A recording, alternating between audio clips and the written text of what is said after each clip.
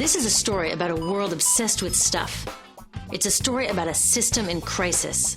We're trashing the planet, we're trashing each other, and we're not even having fun.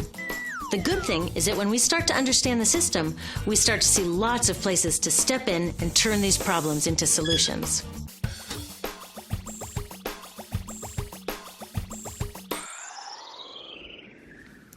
Can I tell you, I love my Pantene Pro V. Of the dozen or so personal care products that I use every day, it's the one I can't live without. It says it gives my dull hair the ultimate cool shine. How does it do that? I was wondering that while I was lathering it in my hair one day, so I read the ingredients right here. Sodium lauryl sulfate, tetrasodium EDTA, methyl isothiazolinone. What is this stuff? I took this list to some scientists who know how to read it. Turns out my Pantene contains a chemical linked to cancer.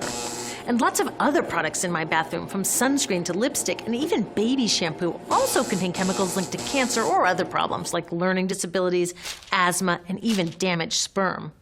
Like most parents, I try to keep my family safe. But now I find out my bathroom is a minefield of toxins? What are we supposed to do? To find out the answers, we have to go back to one of the key features of our materials economy: toxics in, toxics out.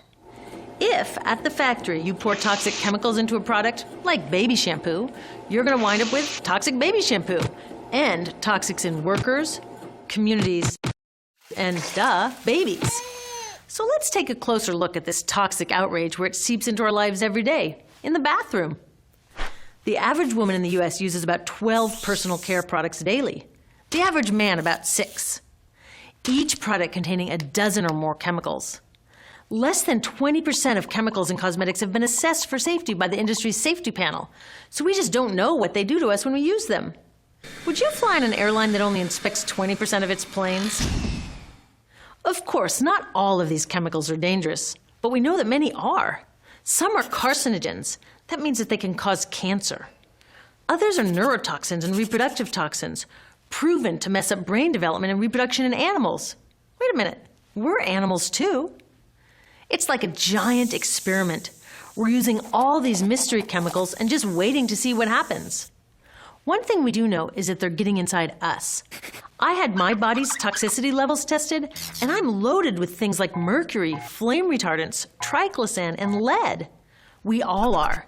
Even babies are being born pre-polluted. Now, I know we can't live in a lead-free world, but do we have to put lead in our lipstick? I don't know. Maybe it's my fault. Maybe I just bought the wrong thing. At the store, the choices seem endless. I can get lipstick in 49 shades, or shampoo for hair that's too dry, oily, fine, limp, or frizzy. But what about the choices that really matter? Like the choice to buy products that are safe? It turns out the important decisions don't happen when I choose to take a product off the shelf. They happen when companies and governments decide what products should go on the shelves. So who are these companies? This is Procter & Gamble. They're the ones offering me Herbal Essences, the #2 shampoo in the country. It contains toxic petrochemicals made from oil. Since when is oil an herb?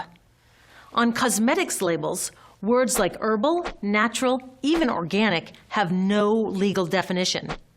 That means that anybody can put anything in a bottle and call it natural, and they do. I mean, can you imagine a top seller called Petro Essences? Gross. What's even nastier are hair relaxers marketed to 5-year-olds and skin whitening creams. These are super toxic, both in their ingredients and in the message they send about what beauty is.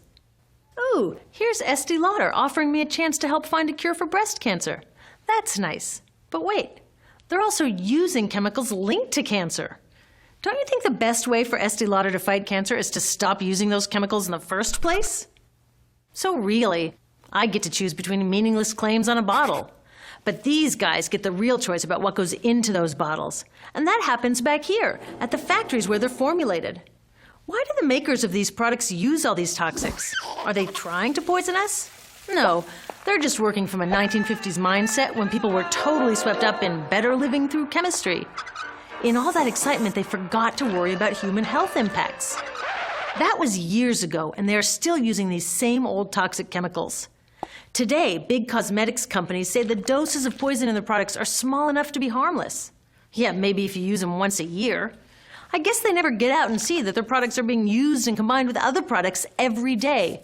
A little toxic dose under your arms, a little more on your hair, on your lips. And workers in nail and hair salons get dosed all day long. So the industry is used to doing things this way, and they can. Because even now that scientists have linked the chemicals they're using to all sorts of problems, there are no laws to get rid of them. You're thinking, really? Come on, nobody's making sure that the stuff we smear all over our bodies is safe? Nope. The FDA doesn't even assess the safety of personal care products or their ingredients. Since 1938, they've banned just 8 out of over 12,000 ingredients used in cosmetics. They don't even require that all of the ingredients be listed on the label.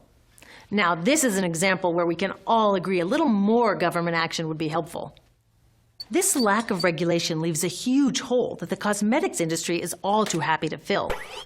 They set up their own committee to self-police their products, and compliance with their recommendations is voluntary. So the cosmetics industry is making the rules and then deciding whether or not to follow them. So you see, it isn't our fault that these toxic products are in our bathrooms. It's a whole broken system that's ignoring the simple rule: toxics in, toxics out. But we're not helpless. There are resources online that we can use to protect ourselves by identifying the best possible choices in the store. But the real action is with people working to change the system. Because if we really want to solve this problem, we got to start here with these guys. Women, parents, workers, people all over the country are demanding that Congress pass a new law, giving FDA the power to make sure that our personal care products are safe. We need common sense laws based on the precautionary principle.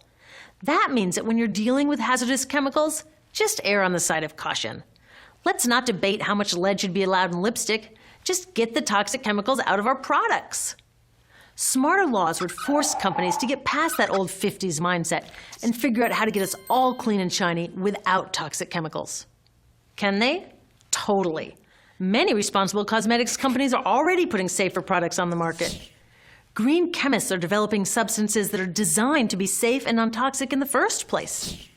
European governments have required the removal of many toxic chemicals, and companies have figured out how to comply.